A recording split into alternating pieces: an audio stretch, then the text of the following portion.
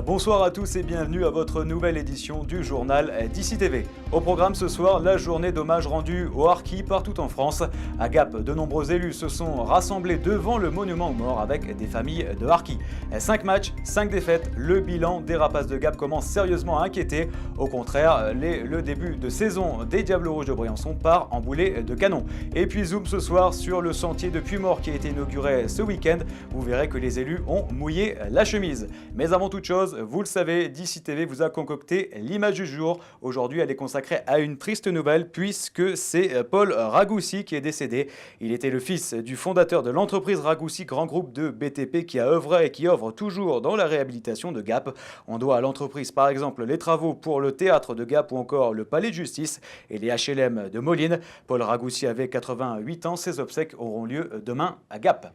Incident en plénière au Conseil général, acte 2, le préfet réagit aujourd'hui. Hier, vous le savez, le président du Conseil général, Jean-Yves Dussert, n'a pas apprécié que le préfet envoie un courrier seulement à l'opposition concernant le cas de Risoul. Aujourd'hui, le préfet précise que son courrier n'était qu'une simple réponse à des questions techniques posées par un élu, réponse obligatoire au titre des lois régissant les relations entre administration et citoyens.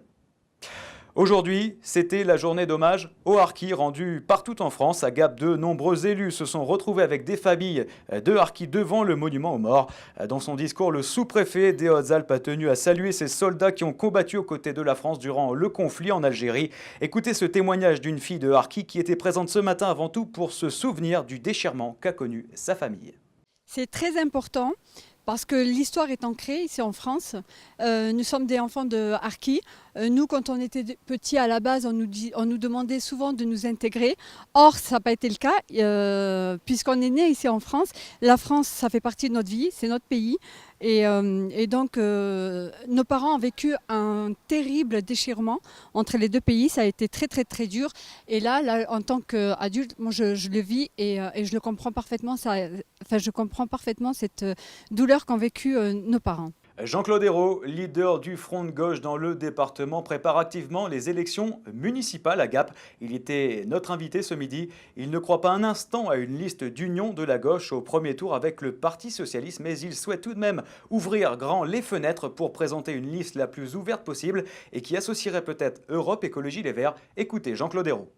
Désigné comme chef de file pour la liste qui est actuellement portée par les partenaires du Front de gauche, mais nous travaillons aujourd'hui à l'élargir au maximum, y compris toute la population, tous nos concitoyens qui partagent notre démarche. Je pense à Europe Écologie Les Verts, je pense aussi à certains socialistes qui ne partagent pas la politique actuellement du gouvernement. Donc effectivement, notre travail aujourd'hui, c'est de rassembler, et je dirais que j'ai 3 mots pour résumer notre démarche: cohérence, clarté, efficacité. Voilà. Néanmoins, Jean-Claude Ayrault garde les pieds sur terre. Pour lui, Bernard Josso sera en avance sur lui. Quant à Roger Didier, actuel maire de Gap, il sera dur à battre. En tout cas, c'est ce que pense Jean-Claude Ayrault. Grande première aujourd'hui pour le salon Récréa à Gap. Ce rendez-vous vise à favoriser la création et la reprise d'entreprise. Ce matin, c'est Maurice Brun, président de la CCI, qui l'a inauguré. Olivier Milleville était sur place. 10h ce mercredi matin, le président de la CCI de Gap inaugure le salon Recréa, premier salon de la région dédié à la création et à la reprise d'entreprise. Une trentaine d'exposants sont présents, une première réussite. On était même surpris du monde, des exposants enthousiastes, beaucoup de créateurs et de repreneurs d'entreprise. Et pour une première, c'est vrai qu'on a été très favorablement surpris. L'objectif création reprise d'entreprise, l'objectif de ce salon, c'est vraiment de réunir l'ensemble des partenaires dans un dossier de création et un dossier de reprise, présents au même endroit, de façon à avoir la meilleure information, l'information la plus complète possible. Camille, 26 ans, est dans ce cas. Il y a un an, elle a eu l'idée de vouloir créer un centre d'accueil pour des séminaires d'entreprise et des classes transplantées sur une thématique de développement durable et de non-violence. À ce salon, elle espère pouvoir trouver le complément d'informations nécessaire pour lancer son projet. C'est une première, il faut savoir trouver son chemin. Le plus gros stand du salon, il est là. Ouais, mais alors, entre eux mais et c'est vous, pas intéressant. la BGE, c'est où?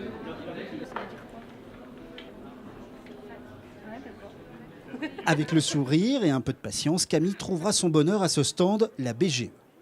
T'as un centre vient d'être accepté dans un réseau d'accompagnement et ici ça m'a permis de rencontrer d'autres structures qui ont répondu à d'autres sortes de questions et surtout de regarder aussi par rapport au financement, au statut juridique parce qu'en fait il y a d'autres entreprises qui sont là pour les mêmes choses et c'est intéressant de discuter avec eux aussi. Donc là en direct ça a été surtout de lui expliquer, un petit peu rappeler le fonctionnement du RLA et comment est-ce qu'elle va être accompagnée par ces différentes structures qui en font partie. Et puis aussi lui montrer un petit peu notre cœur de métier, donc l'accompagnement à la création reprise d'entreprise au travers donc, des différents stades, de l'idée au projet au suivi de création et notamment avec nos méthodes de travail intégrant le développement durable. Camille estime pouvoir créer son centre à Embrun d'ici 6 mois. Plusieurs dizaines de créateurs et repreneurs d'entreprises sont venus à ce salon. Depuis 2009, tous secteurs d'activité confondus, il y a eu 1583 créations reprises d'entreprises par an dans la région. Une drôle d'histoire de panneaux maintenant, ça se passe du côté de Champoléon. Vous le savez peut-être, mais la commune a refusé d'adhérer à la charte du parc national des écrins. Problème, maintenant il faut enlever tous les panneaux et il n'y a pas assez d'employés municipaux. Au final, ce sont peut-être les écologistes qui vont enlever ces panneaux d'une manière symbolique. Un nouvel effort avec l'accessibilité, c'est la volonté de l'Association des paralysés de France. Ils étaient nos invités hier sur DC Radio. Le siège se trouve à Gap. Écoutez Claude Michel qui parle de l'accessibilité et qui dresse un bilan plutôt positif dans le département.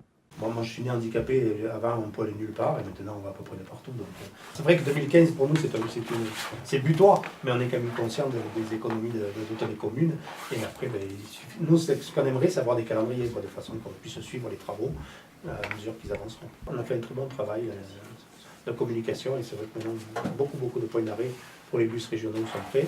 Et à Gap, c'est vraiment formidable. Je crois qu'il n'y a plus qu'une ligne qui n'est pas accessible. Briançon souhaite reconvertir ses forteresses inoccupées. Pendant 2 jours, les spécialistes d'Europa Nostra, la Fédération européenne du patrimoine culturel, est venue inspecter les fortifications classées au patrimoine mondial de l'UNESCO.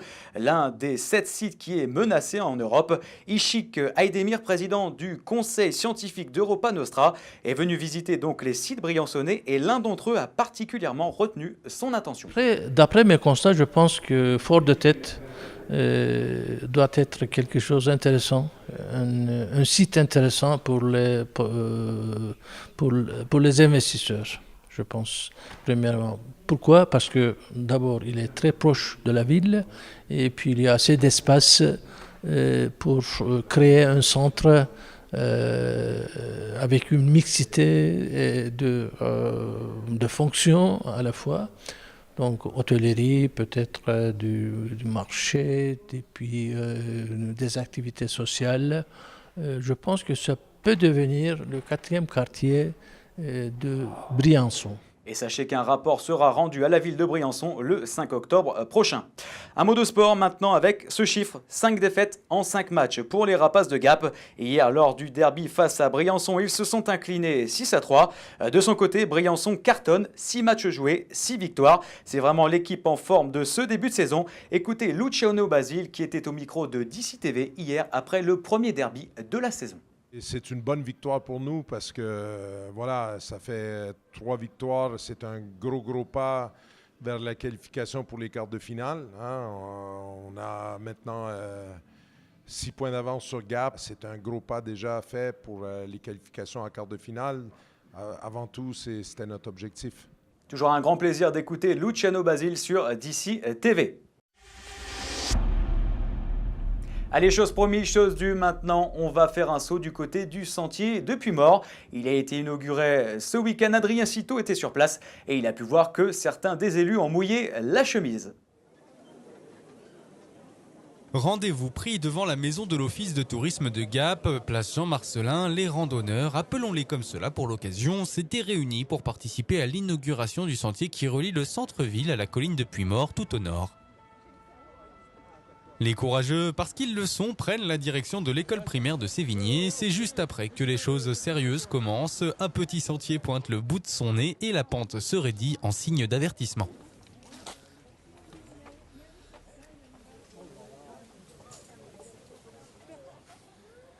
L'escalade continue, le petit sentier a été spécialement aménagé par les agents de la ville. La terre est encore meuble mais tout est étançonné de rodins de bois. Les virages en Z se succèdent et la pente devient encore plus difficile.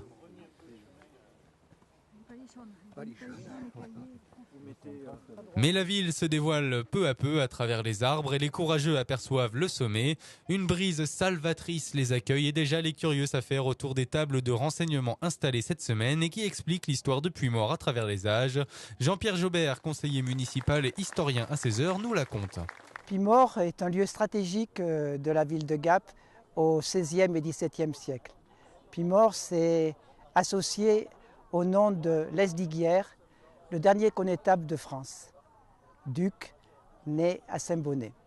Lesdiguières a fait construire ici, sur ce site de Puymaure, 2 citadelles. La première fut un peu éphémère dans sa durée. La seconde, construite en 1588, ne fut détruite que 35 ans après, en 1633. Les visiteurs reposés nous livrent leur expérience de la montée. Véronique est enchantée et Dominique qui portait un petit surpoids supplémentaire. Je trouve que c'est fort sympathique de découvrir sa ville autrement.